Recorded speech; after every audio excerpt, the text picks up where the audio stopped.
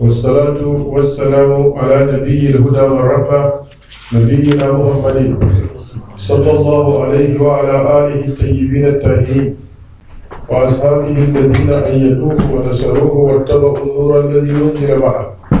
جعلني الله وإياكم في زمرته يوم لا ينفع مال ولا بنون إلا من أتى الله بقلب سليم. اللهم ثبت جناني وعجل الحق على لساني وأعوذ بك أن أظلم أو أظلم وأعوذ بك أن أقتل من تحتي إنما الأعمال بالنيات وإنما لكل امرئ ما نوى. يوم مسلمين السلام عليكم ورحمة الله تعالى وبركاته. وعليكم السلام ورحمة الله تعالى وبركاته. Muna yi wa Allah godiya, sarki mai kowa mai komai ya sake dawowa da mu a cikin karatun littafinsa mai girma Alkur'ani. A yau ranar Lahadi 23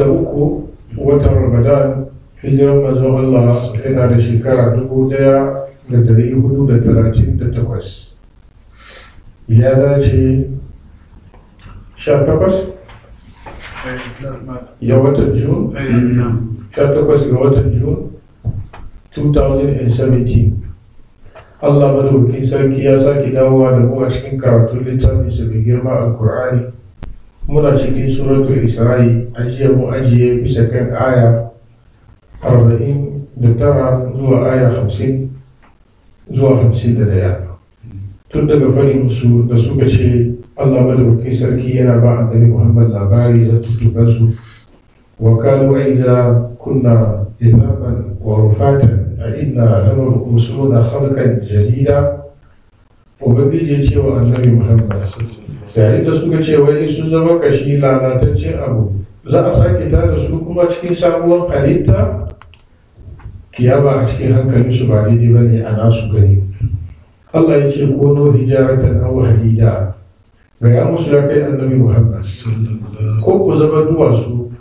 ko ku zama karfe ko min girmansa. Duk mai magana biyu sai da karfe kiya kalmar hijara aya aw khalaqan mimma yakburu fi sudurikum ko ku zama duk wani halitta wanda a cikin idon ku shine gagararren abu babba wanda a ce idan da kai abin ne bai yiwa ka dawo a cikin masu rai. Ko ga menene, ko ka zama ko kasa ko sama ko ka zama kome. Fasa ya kodo da mani bai iduna za su komo su fada su ce maka ya kai annabi Muhammad. Idan abin da kake fada haka nan ne to ba zai sake dawowa da mu ne. Kun gaya musu ya kai Muhammadu Rasulullah allazi fatarakum awwala marra, wanda ya halice ku da ba ku shine wanda zai komo da ku. Fasalin yuduna ilayka ru'usahum, idan ka ba su wannan jawabi za su girgiza musu kai, za su girgiza maka kai ta hanyar dagawa daga haka. Shine yuduna ilayka ru'usahum, kai zai girgiza haka. Da yawan malaman tafsiri sun tafi a karkatar cewa yuduna ilayka ru'usahum istihza'a, za su girgiza kansu zuwa gare ka suna maka izgiri da dariya. Ka gaya wa mutum abin da yake ba shi mamaki yana ganin baiwa sai da haka. To na ji bayan shi ne je irin wannan tambaya. Kun lura wani su malaman tafsiri sun ce za su girgiza kai daga fadi zuwa haka. Sha'anin girgiza kai luga ne ishara. Luga isharaiya shine mutum zai yi magana amma ba da baki ba, amma wanda aka gaya wa yana jin da aka faɗi. Ka lura ba bebe ba ne fa, beba ya yi dama su magana su ishara ne, hannu ne kuro. Yanzu haka idan yaro zai wuce shi kai mishi haka da hannu me kake yi? In ya ga kuwa kayi haka me zai yi? To duka ne ishara. Kun lura ko a wurin girgije kai na da duga ishara nau'i guda biyu, yana da shi kadawa ta fadi, yana da shi ta kadawa bisa da kasa. Ka lura mutum yana yi maka haka yana karatu baya son ka disturb shi, shi ka tambaye shi malam ka fito da kuri shi ya haka wanda kenan wani ya yi haka ganga malam ka fito da kudi wani shi ya haka wani bai fito da kudi ba malam ka fito da kudi shi ya haka wani kun lura da kyau yana da muhimmanci ka gane kalmar yanki nuna ilai ka rubuta idan ka fassara shi sun girgiza kai to sun girgiza shi ta yaya ta afagin ko ta asaba zuwa kasa a lugar larabci idan an ambaci annagdu shine daga motsa sakai amma ta sama da kasa to mafi yawanci a duk lokacin da aka girgiza kai haka ganga to ana isharar abin iya ne kun lura yana yiwuwa sun amsa amma ta iskili ko ba amma yana yiwuwa sun amsa abinda ni ya fi dacewa da ni a wurin tafsirin wannan aya domin wannan hujja wa zai komo da mu aka ce wanda ya yi guda ba wannan hujja is very serious point ne a cikin zuciyar mutum kisa ba su da wani jawabin da zai yi su ce a dole su amsa to haka ne to amma yanzu sauran kwashin da biyu mata ya shafi zai faru ka lura to shi ne abin da ke cikin wannan aya wadda kila ka gane lokacin shara da ke ciki fasa yunki nuna ilaika rubusahu wa yaquluna matahu qul ga ya musu ya kai annabi Muhammad sallallahu alaihi wasallam asa an yakuna kariba ina kauna daga Allah madaukakin sarki wannan abu zai faru a cikin dan karamin lokaci very sorry wani serious phone call ya zo ya interrupt but just 1 minute alhaji TP okay na same ka kan layi it's okay after 1.5 hour later na call ka mun fara karatu dai kana ji assalamu alaikum fasa yungiluna ilaika rubushahum wa yaquluna mata za su girgiza kai su tambaye ka to yaushe abin zai faru kun ga ya musu ya kai annabi Muhammad sallallahu alaihi wasallam mata kai asa an yakuna kariba ina kauna cewa ba da jimawa ba abin zai faru kalmar ba da jimawa ba a Qur'ani kari abin da ke kusa yanzu lura wanga al'adul makki ake a lokacin ga ana Makka manzo Allah ya ce ba da jimawa ba zai faru kuma ga muna hanyar su bai faru ba ko ba haka ba mai hankali ka zai gaya maka shi dai yana yi wa abin da ya ga shekara nawa kenan yanzu muka yi magana muka ce hijira ma da aka yi 1000 nawa 438 years suran ga ya sauka sauran kamar shekara guda da rabi a yi hijira Allah ya saukar da suran nan kuma a ciki aka ce a sa ne tuna kariba kiyama kusa take to amma after that kuma yanka shekara 438 har yanzu dai tana kusa wato kusa wurin Allah ba shine kusa wurin ka ba ka lura shi kowane abu da irin abin da yake kusa a wurin shi yanzu da za a kaddara ka ce fasinja zuwa Brussels ya yawa ya kamata a sa jirgi from Antwerp zuwa Brussels don Allah masu tuka jirgin sama da za su yawa to ko ba ka ba ba za su ce maka ya kusa kwarai ba to idan za a fada shi mutum Belgium ga wani lokaci in hukuma bai son ya kai kasa haka yana daga cikin punishment da aka baka aka bar kai tafiyar kasa idan an sake mutum aka ce tafiyar kasa zuwa Brussels an ba shi cikin 4 hours ya kare malam da jaka ce akwai nisa ko kusa ne mutum ba kenan akwai a cikin halittu wanda ba su kai mutum sauri ba shi sa kowane abu da irin kusan shi kowane abu da irin saurin shi kowane abu da irin gaggawa shi kai wanda a wurin ka shine 24 hours shine wanda a wurin ka amma wanda a wurin Allah ko inda yawmal inda rabbika ka alfi sanatin mimma ta'udun wanda wurin Allah kamar 500,000 years da kai kake lissafi to shi sa cikin 500,000 ai 1,500 ya kai to shi dai har yanzu kariban ne wata biya kun gane shi sa kusa a wurin Allah ba kusa ne a wurin mutum ba kusa wurin jirgin sama ba kusa ne wurin mota ba ka lura ko haka kuma ne ba kusa ne da jaki ko doki zai tafiya ba kuma kusa ne da kai da kanka za ka yi tafiya da kafanka ba kusa ne idan an sake wani dabba yanzu akan ka sake wani dabba daga nan ganga kamin ya kai mutu ba ai sai an yi kwanaki ko ba haka nan ba wani dabban ko da ka sake shi yanzu ga minti nawa ne za ka same shi ma ya riga ya wuce wurin kuma Allah zai ji tausayin mu saboda wayannan iskal wayan sun tani sai suna doga suna an ce kusa kuma amru sa'ati illa kalamhil basar ahuwa aqrab tashin kiyama a wurin Allah kamar bugawar ido ne in lokaci ya kai haka za yi sa'an nan a sa'an ya kuna kaliban a sa ina kaunar ya zama kusa sai mu komo a cikin mafarda jiya mai hijaratan da hadida mun lura ko alhadi na gaya mu da shine karfe hijara na gaya mu da kananan duwatsu yakan zo da sunan ma'ana kuma mai aljibal babban dutse saboda wayancin ayoyi da muka karanta kuma a inda yake nan sannan na gaya mana hadid shine karfe a dukkan qur'ani illa fi ayatin wa basaruka yawma hadid wannan ba yana ishara zuwa karfe ba yana ishara zuwa kaifin gani na mutum abin da yasa na sananta yin wayannan maganganu shekarar nan a cikin kowane aya domin wallahi ku tashi da amanar karatu kar ku zo gobe ku ce ba haka aka bada muku ba ku je kuna baro aiki yau na wani malami an jefo min wani audio shi ina sauraron shi zai fara karatu aka yi mishi tambaya kan kalmar min a Qur'ani min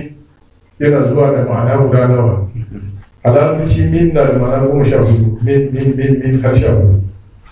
da zai wannan bayani shi ce gaskiya wannan tambaya na da muhimmanci domin sanin lugan Qur'ani yana da muhimmanci fiye da zallan lugan larabcin ka sai ya buga misali wai wani malami na fassara hadisin innal marhata dakhalatin nara fi hirra wata mace an sa ta wuta shi ce fi hirra a cikin kyanwa saboda shi ya san kalmar fi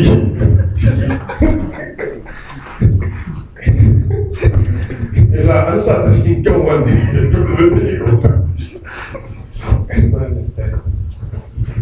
ka gani ko maimakon abin ya zama saboda ta yi kyanwa azaba don ta kece hakkin kyanwa haka manzo Allah ya ce ita bata bata abinci ba bata kyale ta kuma ta je waje ta ci abinci mutane ba saboda wannan aka yi mata azaba aka sa dauta amma da hadisi ya ce fi hirra shi mai fassara ya ce cikin kyanwa to shi wani malami yana tambaya almajiri yana tambaya ce malam an sa matan cikin kyanwar a ƙasa wuta ban so karamani kullum da rene kullum a wayan ba hujja fara za kawo ko ba karama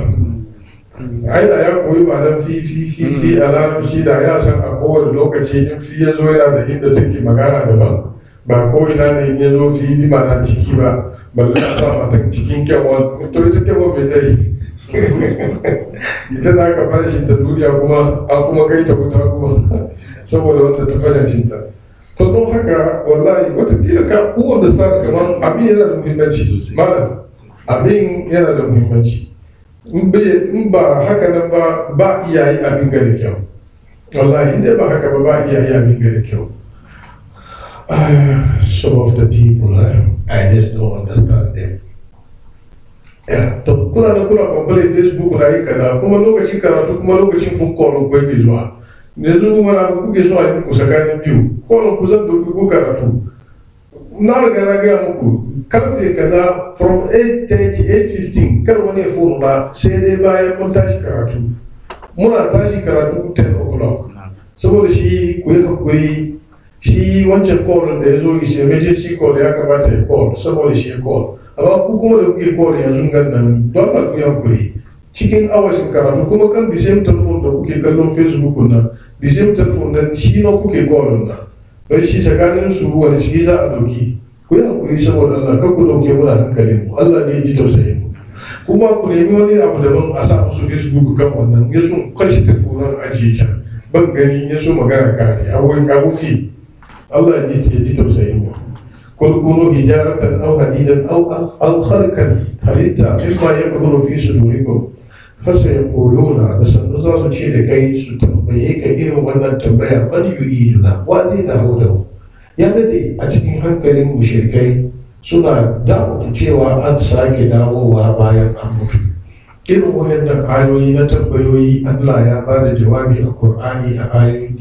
ayoyi da yawa ilayhi marji'ukum jami'an wa ala Allahi faqa innahu yabda'u al-khalqa thumma yu'iduhu sha'anin ku duka daga Allah madaukakin sarki yake kuma gare shi za ku koma. Alkawali yayi kuma alkawalin gaskiya ne, shi ya fara halitta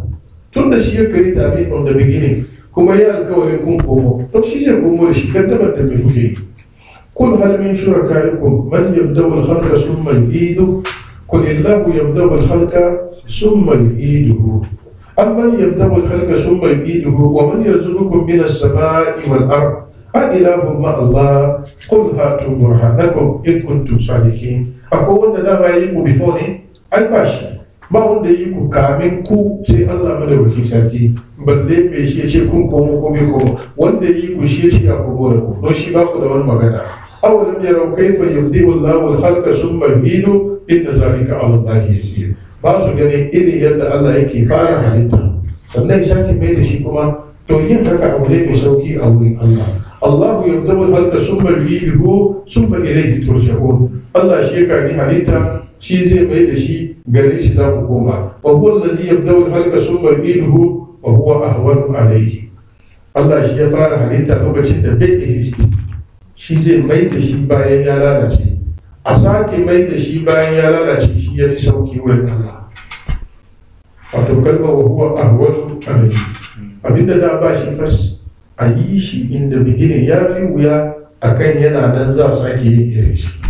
Ka lura? Abinda da ba shi sam kai kake kira minka ka sake yin sabo yana da wuya ne? Wa huwa ahwanu alayhi, ko da yake komai a wurin Allah ne yin komai a wurin Allah fara wanda karshe duka iri guda ne, amma lura da maganar mutane sai aka mana ishara zuwa gare shi. Innahu huwa yubdi'u khalqa thumma yu'iduhu wallahu anbatakum min al-ardi nabatan thumma yu'idukum fiha wa yukhrijukum ikhraja. Allah ya halicci asalin ku daga kasa, sannan kun mutu zai mai da ku cikinta, wata rana kuma zai tare. Wannan duka aiki sa ne, abu ne mai sauki a wurinsa. Kullu ladhi fatarakum awwala marra, ga ya musu ya kai annabi Muhammad sallallahu alaihi wasallam. Alladhi fatarakum, wanda ya kage halittar ku, kalmar fatara kenan. Mun lura ko wanda ya kage abinda a da ba shi shine alfatar, ma'anar shi halaka. Inni wajjahtu wajhiya lilladhi fatara as-samawati wal ardi hanifa وما أنا من المشركين. لا يا قوم لا أسألكم عليه أجرا إن أجري إلا على الذي فطرني أفلا تذكرون. قالوا لن نؤثرك على ما جاءنا من البينات والذي فطرنا فاقض ما أنت قاض إنما تقضي هذه الحياة الدنيا.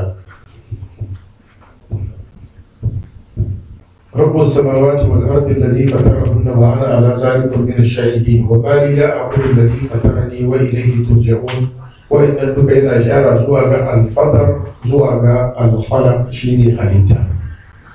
Yakan zo da ma'anar sagewa, abu ya sassage ko ya explode, ya faffashe. Yakan zo da ma'anar alfitar, idan sama'un fasarat. Ka lura ko a lokacin ba za ka ce ba idan sama aka yi ne aka halice ta ba, lalana idan sama ta sage. Wannan alfitar a cikin idan sama'un fatarat tana ishara lokacin da sama ya zo karshe, Allah madaukakin sarki zai sassake ta, kamar yadda Qur'ani ya magana idan sama'un shakkat. Ka lura ko isa fatarat bi ma'ana in shakkat takadu as-samawati yatafattarna min fawqihinna. Lokacin da suka ce Allah na da tsoronka da sama ta faffashe. Ka lura da kyau, Allah madaukakin sarki yakan zo da ma'anar alfitir, yana nufi fitira na tabi'an halittar mutum. Ban san wani English da zan faɗi shi correct ba. Yayin da Allah ya halicci dan Adam ya sa ma zuciyar shi kabiliyan karban imani. Original mutum da ya zo duniya, Allah ya ba shi kabiliya, inside shi akwai kabiliyan karban imani. Manzo Allah ya cewa kullu mauludin yuladu ala al-fitra. Wannan fitira shine kamar special machine ko originalin zuciyanka yadda Allah ya yi shi, inda an bar shi haka nan to duk lokacin da messaging Allah ya zo easy ne ka karba. Kun lura da kyau, shine alkurani na cewa fa akim waje haka lidini hamza ce fitratar lahi lati fatara nasa alaiha, wanda shine fitira tabi'a ta halittar Allah madaukakin sarki da ya halicci mutum a kai. Sai sa za ka same shi da ma'ana guda uku alƙur'ani, imma halitta din ko tabi'an da Allah ya halicci mutum a kai, ka lura ko kuma ya zama na sakewa a cikin ayat da muke allazi fatarakum allazi khalaqakum awwal marra, a farko lokacin da ba kwana wasu yi da gidanka rukusuhum, za su girgida maka rukusuhum bisa kan kansu haka. Kalmar rukus shi ne kai. Duk lokacin da ya zo Qur'ani da jami'i yana ishara zuwa kan gada ake mai wanga kai ga na mutum, ka lura. Amma idan aka ce mutane ra'isul kauni, daga rukusu ne, daga ra'as ne aka samu ra'is, shine lidansu, ka lura. In aka ce ruwa sa'ul kawo ana nini lidansu su, ba nini kawunansu. Kana ji mutum ya shigo da ganga ya zo yana tambayar ko aina ruwa sa'u, yana min ina manyan ku, ba yana tambayar ku ina kawunan ku gaba. Baka kila ko da sa ba ko yaushe in kaji rubutu zai zama kai ga wanda kake tabawa ba da shi ake ba. Saboda shi yasa za ka gani alkur'ani yana cewa ya yi wallazina amanu idza kuntum ila salati faksilu wujuhakum wa aydiyakum ila al-marafiq wamsahu bi ru'usikum. A lokacin yana gaya muku ku shafa kai, kowane ɗaya daga cikin wani ba zai shafa. Ba mu sau bi ru'usikum ko ba za ka ji an ce ru'usu manyan mutane shi an ce ku shafa kai shi kaje kana neman kan leadership ko kaje kana. Abin da ya kawo mutane suke tafsiri kenan maimakon su yi tafsiri. Sun ajiye ta Qur'ani gaban su wai za su yi tafsiri amma suna tafsiri domin ba su san difference lugan nan ba su san inda yake ajiyewa. Yana kama larabci ɗayan biyu to shi kenan magana ta kare kuwa. In ya samu kazatin wani ya buga maimakon ma ya doki ma pen ma ya gugguga wurin ya zazzana ma ya take jot ko pencil ma, saboda ya zo kai wa mutane hayaniya sai ya zo shirin ba da karasa ba tausayi ba. Allah ne ya kiyaye jikan wallahi. Allah yana cewa wala ta'luqu ru'usakum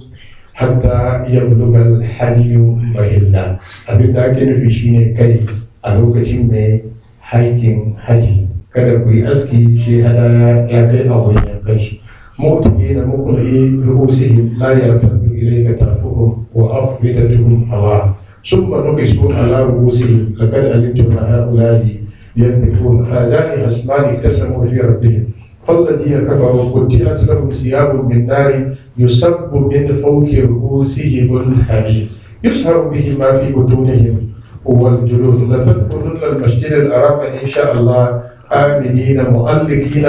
رؤوسكم ومكسرين واذا قيل لهم تعالوا يستغفر لكم رسول الله لووا رؤوسهم ورأيتهم يسدون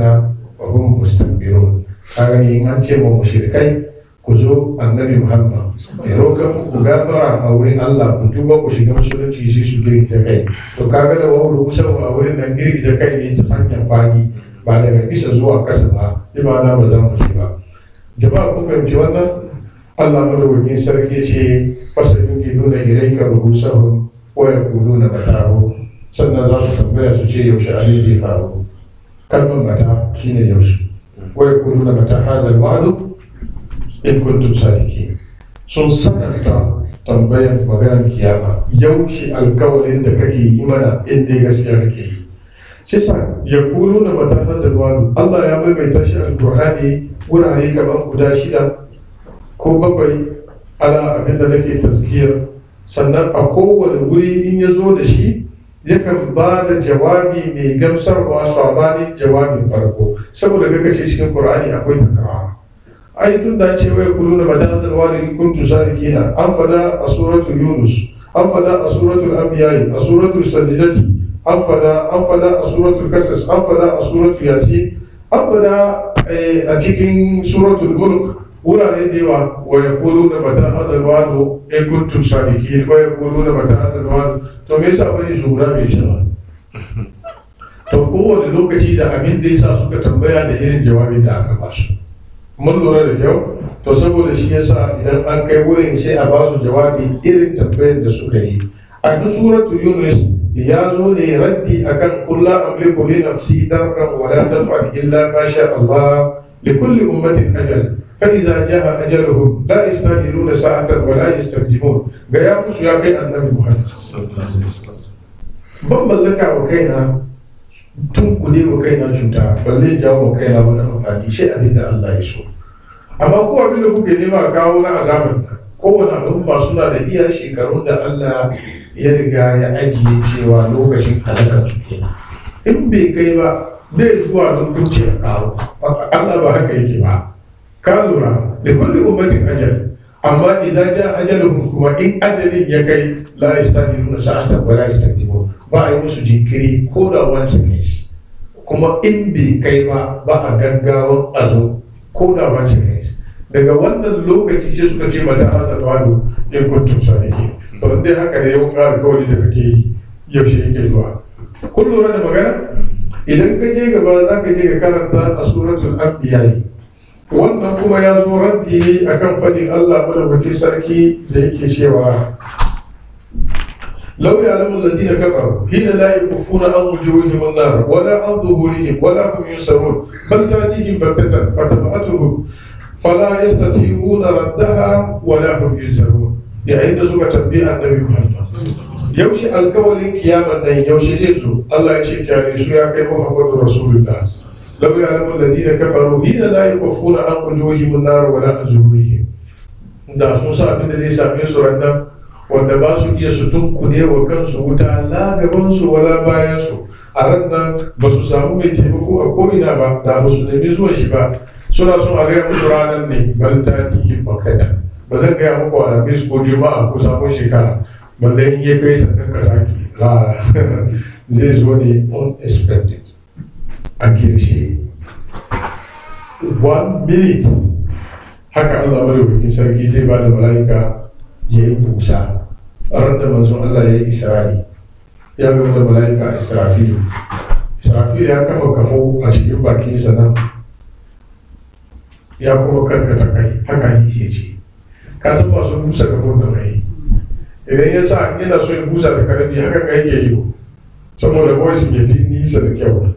manzo Allah ce Israfil ya riga ya kafa kafon bakin shi kuma ya buga cikin shi already abin da yake jira ne kawai kuma magana kai da an riga an yi busan dan kuwa wala fi suri fasalika man fi samawati wa man fi al-ardi illa ma sha Allah thumma nufiya fihi ukhra fa idza hum qiyamun yanzurun da an yi busan da duk wani abin da ke raye a ban kasa faruwa zai yi gaba daya da next busan da zai sake ji kawai kabari ne zai sake kuma ya fito a ciki Allah ka ji tausayi wa yaquluna matahu qul asa an yakuna kariba wa yaquluna matahu zawal in kuntum sadiqin suratul fatih Allah ya ce kul yawmal fatih la yanfa'u allazina kafaru imanuhum wa la hum yusarun fa'rid anhum wantazir innahum muntazirun dukkan jawabin da Allah yake bayarwa bakun kuri ne ga annabi Muhammad sallallahu alaihi wasallam kan da lokacin mu ci shi kuma fiye da haka kalmar misali shine asa an yakuna kariba na kaunin ya zama lokacin idan ya zo a cikin alkur'ani yakan ba da ishara su da yawa alheri ake kira sai a wannan aya da yake sun yi tukumi suka yi ta'ani zuwa ga janibin annabi Muhammad suka ambace shi cewa mai sihiri suka yi mishi taurin kai sai aka zo da kalmar da idan ya zo ana kaunar alheri amma raddi ne gare su zuwa ga musibar da zai sami su ranar tashin kiyama haka kuma ya zo a wani wuri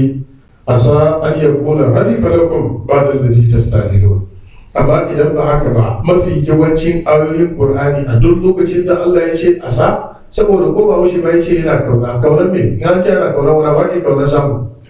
alheri ka lura ko to amma idan mutum ya yi ta'ani ga annabi Muhammad raddi kasiyar ke zuwa wurin shi daga Allah madaukakin sarki don haka idan muka bi ayoyin alkur'ani inna ma ya'muru masajid Allah man amana billahi wal yawmil akhir wa aqama as-salata wa ata az-zakata wa lam yakhsha illa Allah sai Allah ya ce fa asa ulaika an yakunu min al-muflihin ana kaunar su kasance cikin wani abu al-muflihina idan ka ji asa fasabrun jamil asallahu an yatiyani bihim jami'a wa min al-layli fatahajjad bihi nafilatan laka asa an yab'asaka rabbuka maqaman mahmuda وأعتزلكم وما تدعون من دون الله وألقوا ربي عسى الله أكون بدعاء ربي شقيا هكذا كجي فأما من تاب وعمل صالحا فعسى أن يكون من المفلحين يا أيها الذين آمنوا لا يسخر قوم من قوم عسى أن يكونوا شيئا خيرا منهم عسى ربكم إن طلقكن عسى ربه إن طلقكن أن يبدله أزواجا خيرا من كنا حقيقة وما كان النبي محمد يا أيها الذين آمنوا توبوا إلى الله توبة نصوحا عسى ربكم أن يكفر عنكم سيئاتكم sai a duk lokacin da asa yake zuwa a Qur'ani yana ba da isharar kaunar samun alheri lakin a yayin da aka taba annabi Muhammadu an kawo shi kuma ta'ani da jefa mizas a cikin zuciyar arna. Allah madauki sarki ya kiyaye mu musan darajar manzo Allah sallallahu alaihi wasallam sani na hakika ya so mu sallama mishi sallamawa kulliyan mu girmama shi mu so shi sa'an nan mu bi shi da waɗannan za a samu aljanna cikin sauki insha Allah to Allah ya ba mu malam ji gaba yawma yadu da karibi to wata rana mun je akwai karibi da yawa ba ka ba za mu yi karatu ba dai يوم يدعوكم فتستجيبون بحمده وتظنون إن لبثتم إلا قليلا يوم يدعوكم ranar da zai kira ku ba a fari wa zai kira ba mun lura sai sa maluman tafsiri suna da ittijahat da yawa a cikin wa zai kira fatastajibuna bihamdihi idan ya kira kuma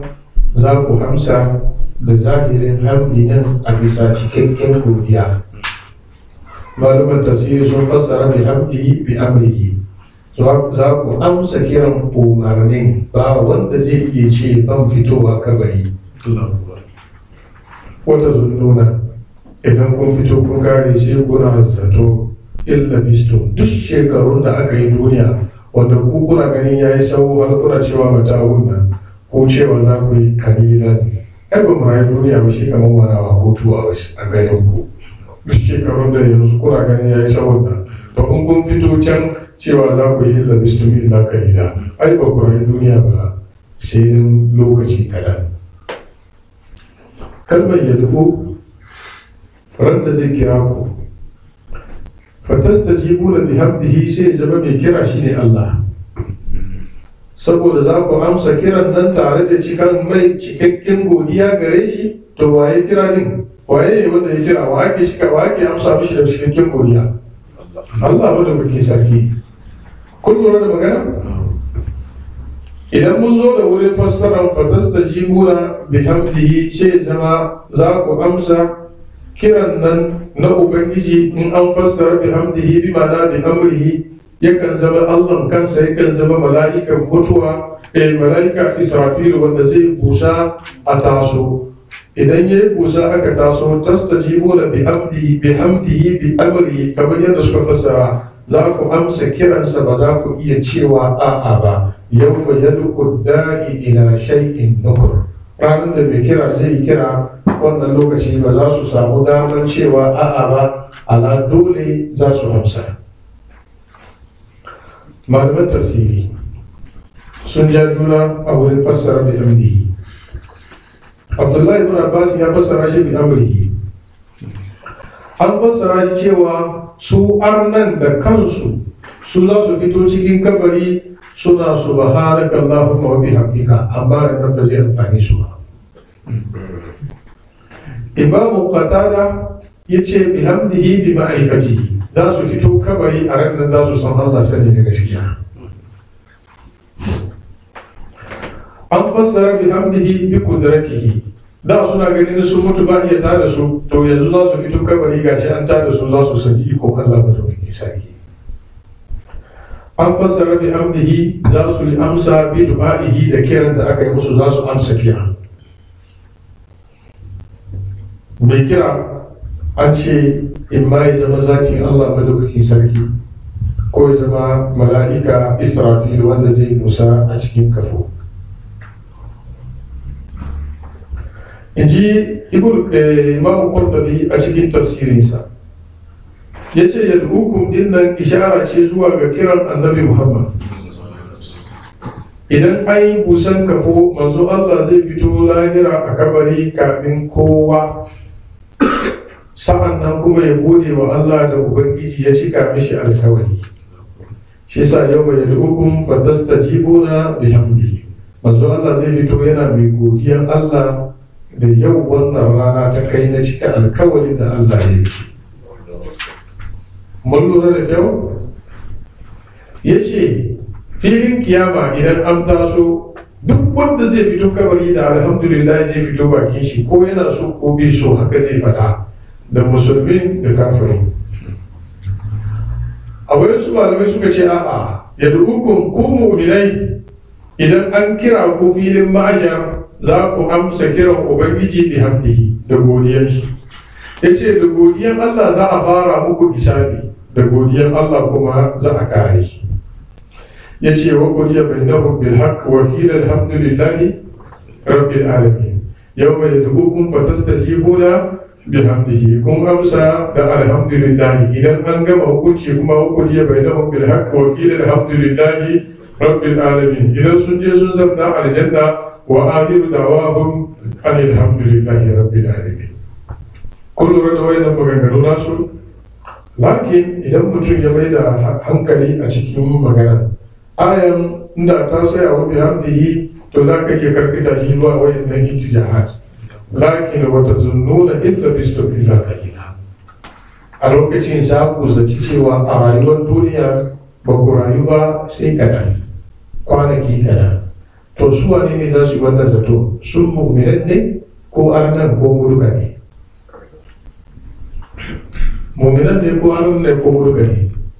A kowa ma dan adam ma zai wannan zato cewa duniya kaɗan ne, rayuwar duniya gaba ɗaya kaɗan ne, maimakon sabon abin da ke cikin lahira.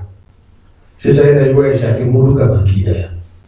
To amma siyakin aya kun kono hijarakan da wake ga arnan da suka yi sukan annabi Muhammad. قالوا اركبوا أو حديدا أو خلقا مما يكون فسيقولون بل قل الذي فطركم أول مرة فسينجدون إليك رؤوسهم ويقولون متاه قل عسى أن يكون كاليوم يدعوكم ranar da za a kira ku dukkan maganar su ake yi.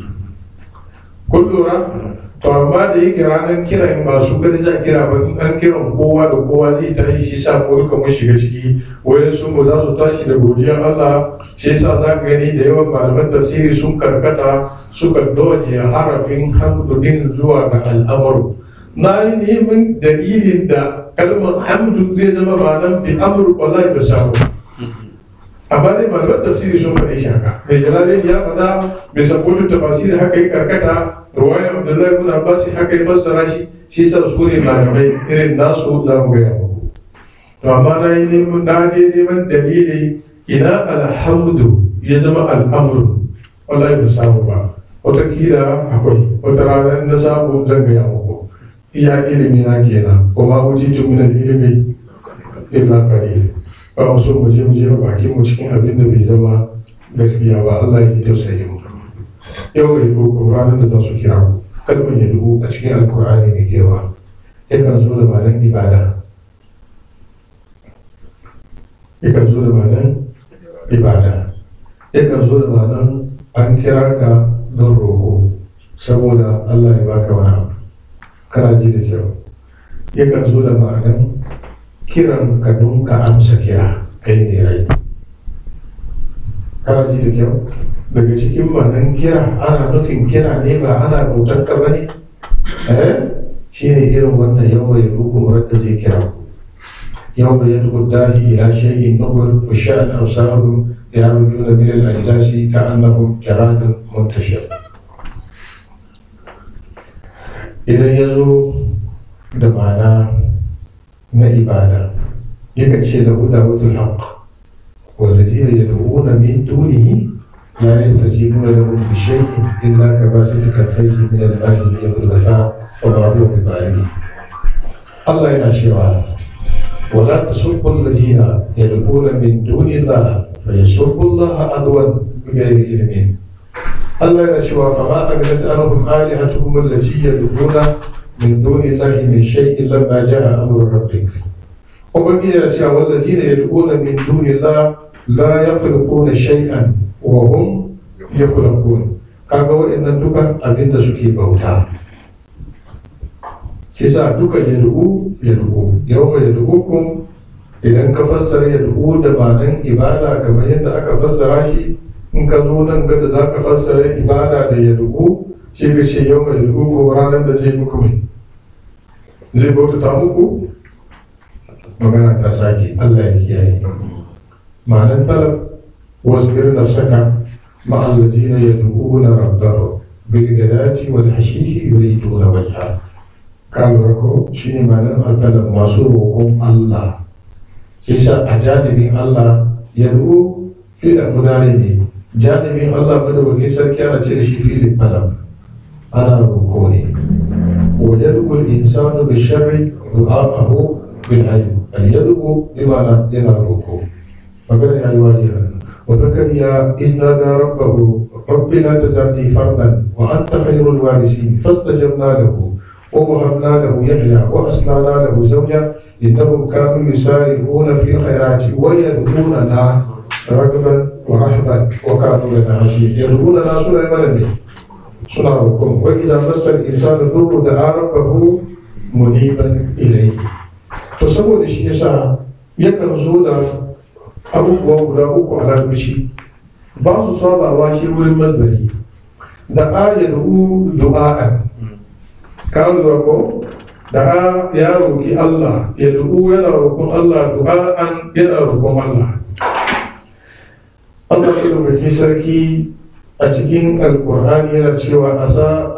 Allah akuna bi du'a'i rabbi shakiya innaka la tusmi'ul mauta wa la tusmi'u summa du'a idza wallaw mudbirina. A wannan a lokacin kira kenan. Da ayar rubuta a watan shine roƙo ne, amma kira du'a. Sa'an nan da ayar da'iyan mai kira zuwa ga addinin Allah, wanda ke kira zuwa ga addinin Allah ko mai kira zuwa ga addinin karya, sunan duka yad'u. Wanda ke kira zuwa ga wata hanya imma mai kyau ko mara kyau, dukkan shi ma'anar shi yana zuwa da ma'anar wani abu da yad'u. To saboda haka dole ne a kiyaye waɗannan alfaz da kuma waɗannan ababa. Fatastajibuna bihamdihi, a lokacin za ku amsa mai kuna masu godiya gare shi. Istijaba al-sin wa tabu litalab, haka malamai su ne. Ainihin lugan ajaba ya amsa kira, amma idan ya zo da haka ya kara mishi wannan yana kara mishi wata sananin karfi. sai wallazina amanu istajibu lillahi wa lirrasuli lillazina istajabu li rabbihim wa yaquluna shurakaakum allazina da'awtum ويقول الذين كفروا نادوا شركاءكم الذين دعمتم فدعوهم فلم يستجيبوا لهم استجيبوا لربكم من قبل أن يأتي يوم لا مرد له من الله فاستجاب لهم ربهم. wannan ma'anar shi duka Allah madaukakin sarki ya amsa kira. Shi yasa idan an kira ko fatastajibuna, fa'un nan da yazo fa'un nan fa'ul akiba, immediately ana kiran kuna amsawa. Sai sa ba wanda zai gosu lokacin nan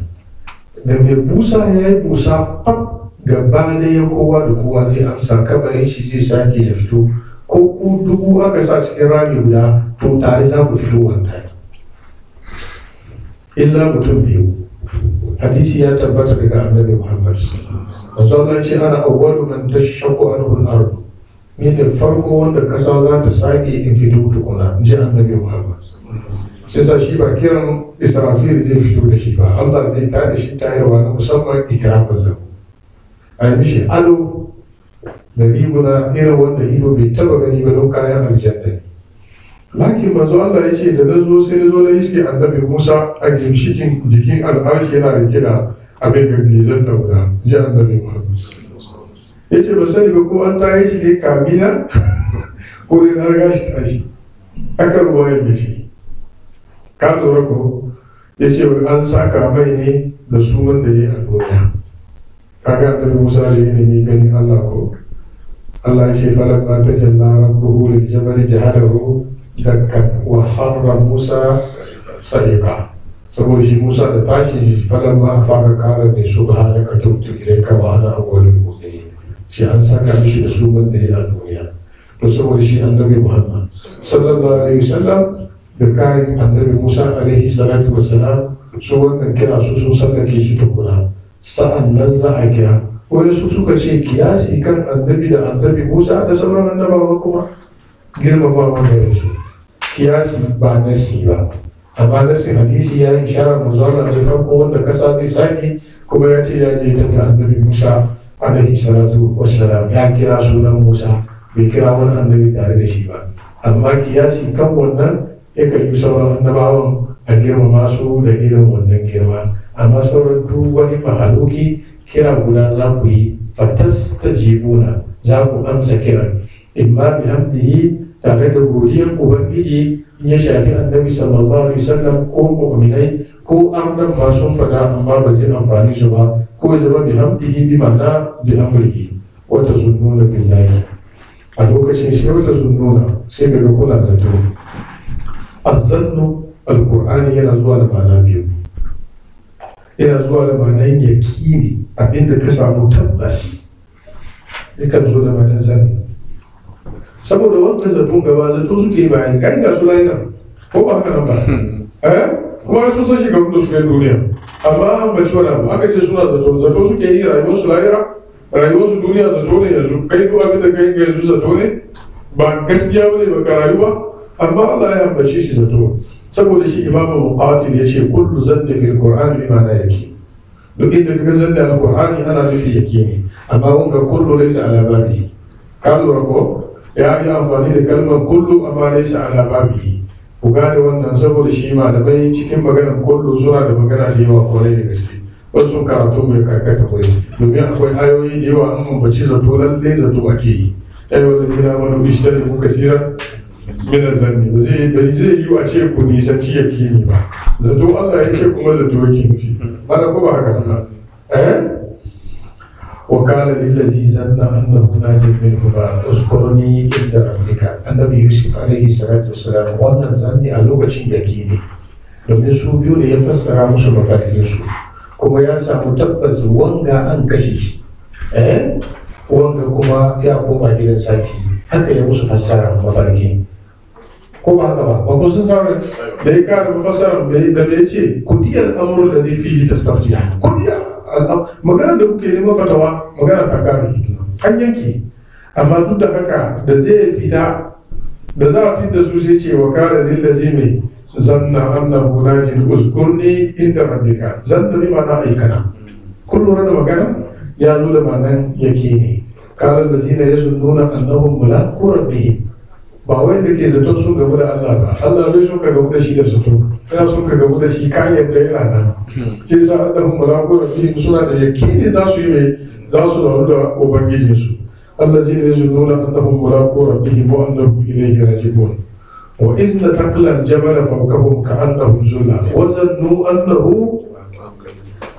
يهود lokacin da suka sabi Allah ubangiji ya ce su yi sujada suka ce ba za su yi ba ya ba su umarni dusi babba na kewaye da annabi Musa da jama'ar su nan take mala'iku suka cina dusin saman su sai ga su karkashin irwan dusin na zuwa sai suka fadi gaba ne suka yi sujada Allah mun yi amma sun sujada ne da gefen kai sai suna lalan dusi haka yanzu zannu annahu waqi'un bihim sun samu tabbas cewa dusin gari ya nika su sai sa an bace zanna ana nufi da rabu ana nufi da shi yakini magana yayi wani amma in kace yayi wallazina amanu ishtanibu kaseeran min az-zinni ana nufin zato na zato wanda muke abinda kake dawo to haka ne ko ba haka bane ومنهم الأميون لا يعلمون الكتاب إلا أماني وإنهم إلا يظنون mutane kafiran nan na maka isan musannu kira su da hankali wai su zato suke yi suna zaton abin da suke yi gaskiya ne ba wai suna da yakini bane da suna da yakini ne da maganar su wani abu daban ne inna zanna la yubni min al-haqqi shay'a wa in tuti aksara man fil ardi yudilluka an sabilillah in yattabi'una illa zan wa'annan duka yana ishara zuwa ga zato ta hakika shi yasa qawl muqatil kullu zanni fil qur'ani yaqin laysa hadha kullu ala babihi magana yayi wani nan ganin yakini what illa bistu mun ga illa bistu na ce ba inda mun ana zuwa da kamar rayuwar duniyar na suna kamar abin da sun zace ma kamar ba su yi yawa ba ba da kabari kenan ba la illa bistu illa kalila duniya baki daya ka yi sauri da muna zuwa kan labisa ko ba haka nan ba kana da gaskiya alqur'ani akan kalmar labisa illa bistu illa kalila Allah madaukaki sarki na cewa yau mana ya shuruhum ka an lam yalbasu illa sa'atan min an-nahar wa yau mana shuruhum randa za mu tada su idan sun zo kabari ka ce su zaman su kabari ka ji da kyau bai zamo ba illa 1 hour kawai suka yi na wani yini ji Allah madaukaki sarki a gane su cikin hankalin su yau mai yunfahu fi suri wa nahshuru al-mujrimina zurqa يتخافتون بينهم إن لبستم إلا أشرا نحن أعلم بما يقولون إذ يقول أمثالهم طريقة إن لبستم إلا يوما إن لبستم إلا أشرا سيقوانا قوما ويسوسوك شيء سيقوانا ليا إلا نفي رأيون الدنيا دكباكي ليا أو الآية نحن أعلم بما يقولون إذ يقول أمثالهم طريقة إن لبستم إلا يوما أما كجي الله كان اكسروا فيها ولا تكلمون إنه كان فريق من عبادي يقولون ربنا آمنا فاغفر لنا وارحمنا وأنت خير الراحمين فاتخذتموهم سخريا حتى أنسوكم ذكري وكنتم منهم تضحكون الدنيا كيف غيرك إنه كان فريق من عبادي يقولون ربنا أدوك الدنيا كان يقول إنكم تضحكون شيء الله شيء إني جزيتكم اليوم بما صبروا أنكم هم الفائزون قال قبل لبستم في الأرض عدد سنين إلى مثل لبست في الدنيا في الأرض عدد سنين قالوا لبسنا يوما أو بعد يوم قالوا تسعة أكوي لبسنا معنا كبري أكوي لبسنا معنا الدنيا قالوا لبسنا يوما أو بعد يوم فاسأل الآدين قال إن لبستم إلا قليلا لو أنكم كنتم تعلمون قالوا كيف ملاكون لا سبحانه ku kuke ganin ku yi one day ko ku yi half day yau za ku san rayuwar ba kaman da ba ku yi ba sam a yadda za ku ganta yanzu Allah ne ya kiyaye fas'alil ali qala in labistum illa qalilan law annakum kuntum ta'lamun saboda shi wannan sura sai ce hafa situ annama khalaqnakum abasa wa annakum ilayna la turja'un kuna ta ba Allah zai wasa ne shi ya halice ku saboda yana son yi wasa zai buga game ya doki mobile ya kunna game yana play shi kuka zo no ba zai yi wasa ba ne ya tashi halitta ne ya yi ku kuma ya yi ku da manufa kuma ya gaya muku manufa ubangiji wa maharantu jinna wa isa illa liya'buduni ma uridu minhum min rizqin wa ma uridu an yutimuni inna allaha huwa ar-razzaqu dhul quwwati al-matin afasantum annama khalaqnakum abasa wa ma khalaqna as-samawati wal arda wa ma bainahuma la'ibin bai sama da kasa don wasa ba shi sa mutum kuma kai ne abin nufi na halitta sama da kasa ba wanda ya safara lakum shamsa wal qamara wan nujuma wal jibala wash shajar wad dawa komai Allah ya hore ba kai da adam saboda ka bauta mishi shi sa kai ne abin nufi Allah ne ya ji tausayi illa bistum illa qalila wa qala allazina utul ilma wal imana laqad labistum fi kitabillahi ila yawmil ba'th فهذا يوم البعث ولكنكم كنتم لا تعلمون فاصبر كما صبر اولي العزم من الرسل ولا تستعجل لهم كانهم يوم يرون ما يوعدون لم يلبسوا الا ساعه من نهار كانهم يوم يرونها لم يلبسوا الا عشيه او ضحاها وان دوك هنا اشاره زمن كان الدنيا تشكر دكاي الى نوكا كمان هاف دي a rayuwar duniya dangane da lahira Allah ne ya ji tausayin mu إلا بستم إلا قليلا وقرأ بشيرا كذا قال جيغبا وكل عبادي يقول التي هي أحسن إن الشيطان ينزغ بينهم إن الشيطان قال كان للإنسان عدوا مبينا wa kulli ibadi ka gaya wa bayina in ji Allah yana gaya wa annabi Muhammad ya kulu lati hiya ahsan su fari mafi kyawawan zance a lokacin da zai fita bakin su inda shaitana ya zabu bai na shaitan yana kokarin ba ta tsakanin su kalmar annasu mun yi shi sau da yawa kan ku bani wahala kwarai inda shaitana kana lil insani aduwwan mubina shaitan ya kasance wani babban makiyi ne ma mutum mai bayyana kiyayyensa tun farkon halitta ya fari bai sunka shi ya halakar da kai kala ma manaka an tasjuda idza martuk kala ana khayrun minhu halaktani min nari wa halaktahu min tin qala fahbit minha fa innaka rajim wa inna alayka la'nati ila yawmi yub'athun qala fa anzirni ila yawmi يبعثون قال فإنك من المنذرين إلى يوم الوقت المعلوم قال فبعزتك لأغوينهم أجمعين إلا عبادك منهم المخلصين قال فالحق وحق أقول لأملأن جهنم منك وممن تبعك منهم أجمعين الله بلو كسر كينا دي من الكولين شيدا يا سيدنا غبا ثم لا تجنهم من بين أيديهم وعن أيمانهم وعن شمائلهم ومن بين أيديهم ومن خلفهم ya try gaba ya stopin ka imani ya kasa gaba don kana gani kayan ka hitin shi ya koma baya inda ba ka gani ya yi ta canka in bai yi ba ya zo dama ya kasa ya zo hagu wa'an aimani wa'an shima'ili yi ma Allah alkawari wala ta jido aksarar shakiri mafi yawancin su ba za ka samu masu maka ibada ba duk niman da za ka musu ba za su gode ba kisa rashin godiyar niman Allah shi dan jin daɗi yake murna yake al'umma annabi Muhammad a cikin wannan aya malumman tafsiri na da hikaya guda biyu a wurin sababin nuzuli sababi na farko da suka ambata wani mutum a cikin arna yana bi sayyidina Umar da sayyidina Umar wata ruwayan ya mazaki wani ruwayan ya yi niyyar ya yi masa bal ya dasa wuyarsa da takobi a lokacin da ake cikin ahadul makki lokacin da ake makka da ya yadda ya rama wai don an yi zaki kawunai suka zama musulmi kuma ba su da karfi a wuta baci shi Allah ya ce dakata kowa ya kawaici a ji sannu ko bai za su gaya muku na sharri ko kurama da magana mai kyau kun lura wayansu malamai sun ce wayansu mu'minai suka zo wurin annabi Muhammad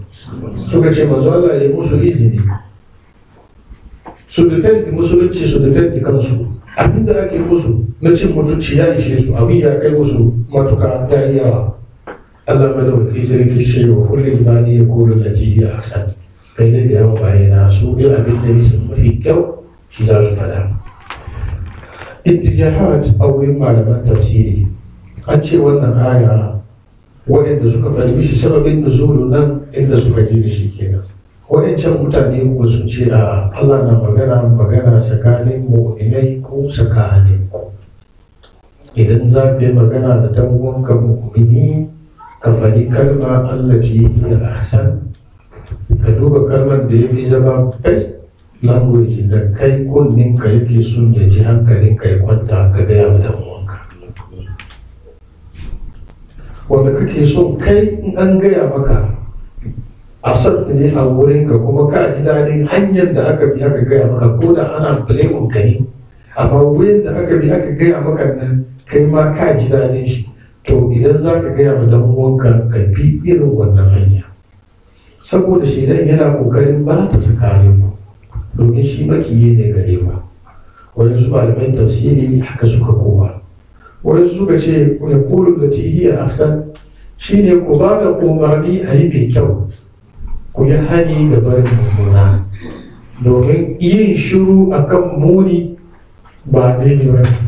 yin magana kuma akan sabo ba daidai ba ne kuma a yi kawaici ba a cewa komai ba daidai ba ne dole a yi magana amma a faɗi cewa a yi alheri a kuma yi hani ga barin mummuna wayansu malaman tafsiri suka ce shi ne ba da umarni da duk abin da Allah ya ba da umarni da hani ga barin duk abin da Allah ya hana. Wayannan duka ya zo idan mun ce musulmi in za su yi magana da arna to a lokacin su faɗi a Hassan sai ya zama a lokacin jayayya tsakanin ku da su, zamanin jayayya tsakanin ku da su. وجادلهم بالتي هي أحسن نص القرآن ادعو إلى سبيل ربك بالحكمة والموعظة الحسنة وجادلهم بالتي هي أحسن. kada ka sa zagi kuma ya zagi da kankara ma zagi wala tasubbu allazina yad'una min dunillah fa yasubbu Allah adwan bighairi ilmi. Kar ka sa zagi, maganar zagi mun zo mu yi shi. Na taba jin wani malami yana yin hujja da ayar suratul Isra'i can karshe. Mun zo muna zuwa wuri sai sama da aka ta Allah ya ba mu lafiya mu kai wannan wuri. Na yi mamakin hujjar shi akan cewa ka iya kai ma karama zagi da ya yi su wannan aya game da labarin annabi Musa da Fir'auna ya ce wai ni la azunnuka ya Musa masbura, wai Musa ya ce wai ni la azunnuka ya Fir'auna masbura. To yanzu wai shi dan shari'a annabi Musa ne? Malam kai da ka ba Qur'ani yanzu kai dan shari'a annabi Musa ne? Idan fusari ya taba jikinka da kake wankewa, kana dukan dusi ka goga alfata ya tashi jini ya zo? Me yasa kake son idan wanga wuri akwai irin wannan lahaja kake son kai amfani da shi a cikin shari'ar annabi Muhammad? Kuma wannan kalma sai dai mun zo wurin zan gaya muku wannan kalma kan ba ta lokaci. Wannan kalma da ya hujja da shi abin ban dariya abin ban tausayi. Duk ayoyin da Allah ya ce a jiya ma Fir'auna wa'azi me ya ce? Izhabu ila Fir'auna innahu daga faqul hal laka ila an tazakka wa ahdiyaka ila rabbika fatakhsha. Ba haka Allah ya faɗi ba? Izhaba ila Fir'auna innahu daga faqula lahu qawlan layyinan la'allahu yatazakkaru. Ya ba wanda Fir'auna ya ce musu mai siri shi ma sun ce da shi halkakke. Allah zai ji tausayi mu. Kai dai mu'mini ga sakon Allah zuwa gare ka. Wa kullu ibadi in kai bawon Allah ne ga abin da bayin Allah aka ce su faɗi. Ya qulu lati hiya ahsan. Abin da zai fita bakin su ya zama mai kyau. Inda shaitani yanzabu bainahu. Shaitan yana kokarin ba da tsakanin su. Kalmar annasu shine kace wani fadin ma yanzu nan daga mina shaitani nasbun fasta'iz billah innahu sami'un alim. Aya guda kenan. Har shabu lura da wannan aya guda biyu ne Qur'ani. Fadin ma yanzu nan daga mina shaitani nasbun fasta'iz billah innahu sami'un alim. Haka yazo. فإما ينزغنك من الشيطان نزغ فاستعذ بالله إنه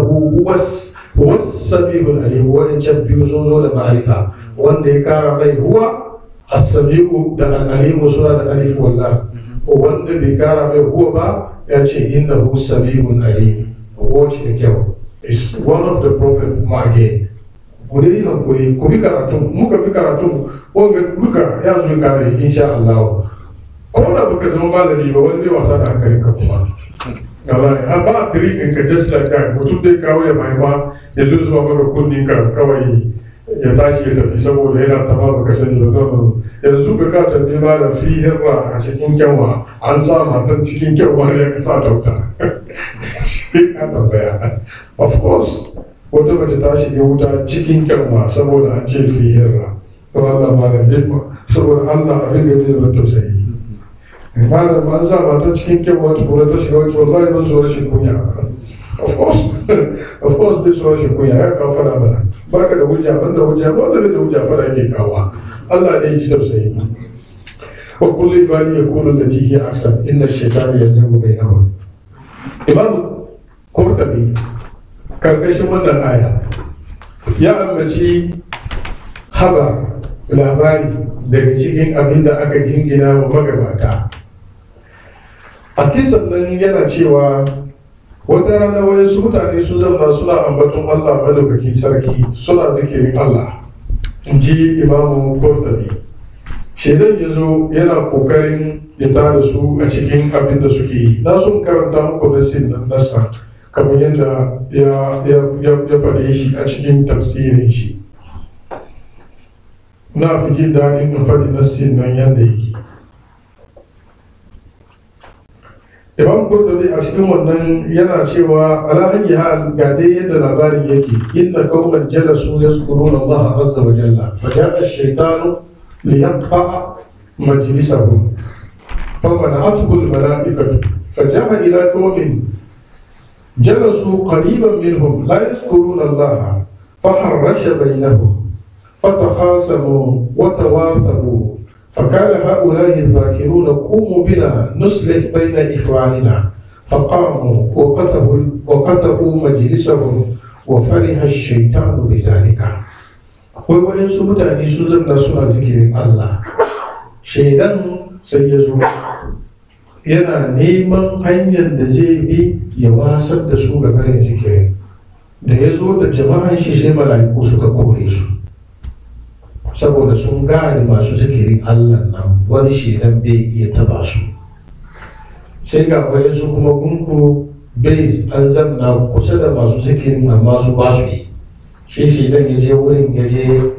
jefa musu wasu wasi ya kawo musu rigima da fitina, aka tashi da hayaniya har za a yi fada har wayansu suka rinjaye wayansu da rigima ya fara. Masu zikiri sai suka stop zikiri suka ce ga yan uwan na fada ya kamata mu je mu raba su, sai suka bar zikiri suka je suka raba su, shi ne ya fara murna. Masha Allah, kaga da farko da ya zo wurin zikiri akwai malaiku sun yi suna gane su, a ciki akwai halaccin jama'a su yi zikiri tare tun daga shi suna yi, a ciki akwai isharar cewa idan sun gabu suna yin zikiri tare malaiku suna gane su, shi dan bai iya su. Daga cikin babban hanyar yaƙi shedan yawan zikirin Allah. A cikin wannan labari akwai nuna maka shedan bai sako-sako, in ya bi wannan hanya bai same ka ba ya biyu su wani ananawi. Su wayanda ke zaune ba zikirin suke ba su ne problem shi ba, ko masu zikirin ko ne problem shi, amma da ya kasa ku sai ya yi su ananawi, ya je can ya je ta da rigima sai kuka bar ambaton Allah kuka je raba fara. To shi bukatar shari'a don dama abin da kuke yi shi ne abin da baya so. To don haka a cikin karkashin ayar nan Ibn Kasir wannan malami mai wannan tafsiri Shehu Tattawi Qurtubi sun fada sun ce Annabi Muhammad ya faɗi hadisi karkashin inna shaitana yanzagu bainakum, ku sani kullum ku musulmi shaitan na ne mai kawo fitina ne tsakanin ku, kowa ya sa wannan abu cikin hankali shi. Sai sa immediately fitina zai shigo cikin al'umma ka gane kamar shaitan ke neman yayi, to ka nemi hanyar kashe wannan wuta. Don haka manzon Allah ya ce kada daya daga cikin ku ya nuna ma daya takobi, saboda shaitan abinda yake nema ya kawo fitina. Kana zare takobin nan shedan na fisge shi a hannunka, kowa bai gani yana gasa wa uwanka.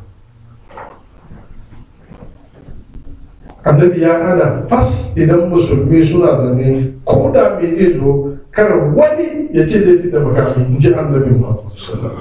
Kana zare makamin nan to shedan na karben shi a hannunka da bawan shi ya yi action da makamin.